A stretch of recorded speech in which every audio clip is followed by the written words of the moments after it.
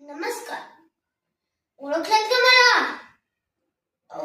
मी महादेव गोविंद रानडे.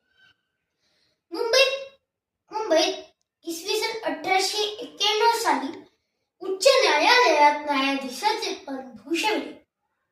त्याबरोबरच अर्थशास्त्र, समाज सुधारणा, राजकारण आणि शिक्षण या क्षेत्रातही मी योगदान दिले.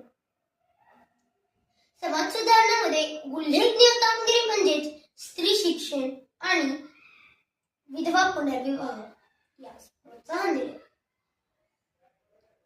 तसेच बालविवाह, जातीभेद, अंधश्रद्धा, लग्नातील अनावश्यक खर्च यासारख्या कुप्रथांना माझा विरोध आहे. शिक्षणातून समाजाचा सर्वांगीण विकास साधता येतो.